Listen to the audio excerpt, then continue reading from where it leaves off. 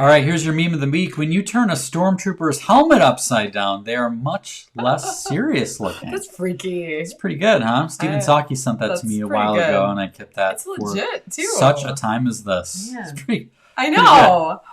Okay, well... I could look at that for a long time. I know, it almost feels like, is it the same thing? It is. Yes, it is. Yes, it is. So, a couple things here I want to share for tonight. The first one is a really great email that I got from Angela Reingens.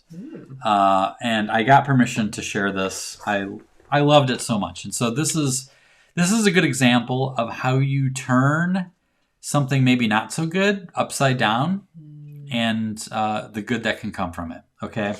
So she admitted that her adultitis panties were in a big bunch the other day. Wanted to share the remedy we found and future prognosis. She said everything felt topsy-turvy and upside down.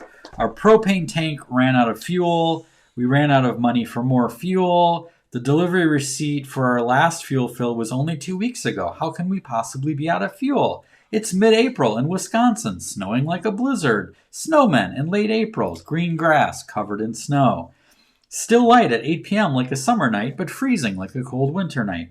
Spent hours on the phone with the fuel company trying to find out what happened. The answer... fuel receipt from Philip was 2 weeks ago in 2019. So there must have been some sort of a miscommunication that happened or something. Right. Everything felt backwards and upside down. Our hands were in the air in defeat. So what did we do? And pay attention because this is what an adultitis fighter does.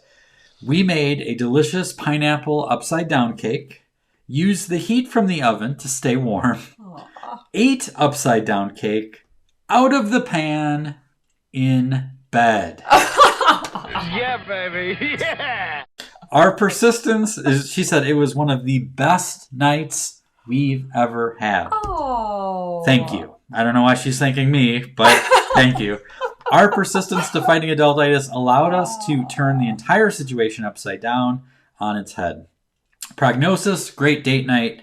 Fuel truck is on the way. Emergency fee waived. What a wonderful opportunity that presented itself for us. Thought I would share. Angela Reingens. Oh, I have like goosebumps. You did. Angela, that is some serious adultitis fighting and winning. Yep. And your example is going to inspire so many others. That's epic. Yeah. So thank you, Angela, for sharing that. Kudos and congratulations to you for really turning the tide. Turning the tables on Isn't it a familiar adultitis. story? Like, yeah, all of it. Because that's life. Right. That's life. The specifics are different. Right. But the generalities we can all relate to. And sometimes you just need that. You know what I think? I would have personally stopped at just eating my favorite dessert. I wouldn't have taken it to the next level and brought the dessert in bed. And ate it out of the pan. Yeah. Right? Like those two final details are what make this story so epic. Yeah. So kudos, Angela. Thank you for sharing that with us. Inspiring. Speaking of inspiring, another little thing to mention is this month's Adultitis Fighter of the Month. Oh, legit. Pete Nehnevajsa. Woo! Pete! Here he is. Oh, this is classic. Serious, and I think Pete's on tonight. Pete. I saw him earlier. He was earlier, at least. Yeah. So Pete was named the Adultitis Fighter of the Month for April. For every adultitis fighter, we always interview them and create a nice little post, send them an award with a small original painting and some other fun shenanigans.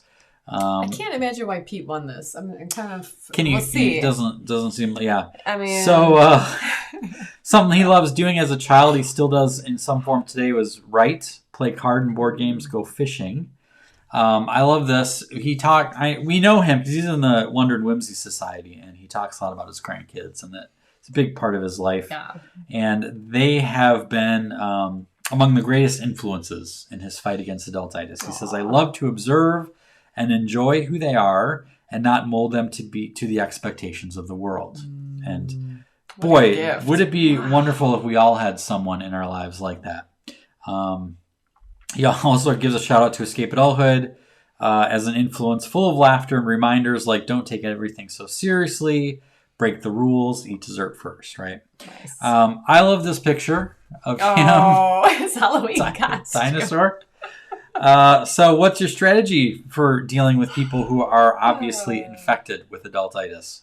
He says, eek, try to inject some humor, be vulnerable. For example, self-deprecating humor seems to go a long way, but you need to get a feel for how it would be received. So yeah, that's a really good, I like that, the self-deprecating humor as a way to kind of break down the barrier a little bit. It's good, shows your vulnerability. And he has advice. So we ask, what advice do you have for someone who's feeling overwhelmed by adultitis? He said, find a friend and laugh. Go on an adventure. Read Calvin and Hobbes, Wallace the Brave, or Mother Goose and Grimm. Take a break from everyday life and just relax. Breathe.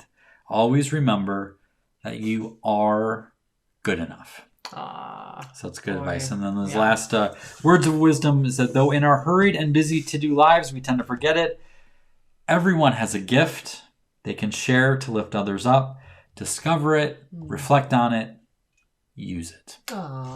And Pete sure does that, doesn't he? You are such a shining example of that. So it does not surprise me that you would kind of leave us with those final words. But I want to be like Pete when I grow up. I know. I want to have a dinosaur costume like that. It's just an Amazon purchase away. I'm sure he'll give me the link. It is pretty epic. Unachievable. With that hat and that look on your face, Pete. Yeah. It's classic. It's pretty good. Thank you for shining so bright, Pete. You inspire us. And we are honored to call you our April 2022 Adultitis Fighter of the Month. Indeed.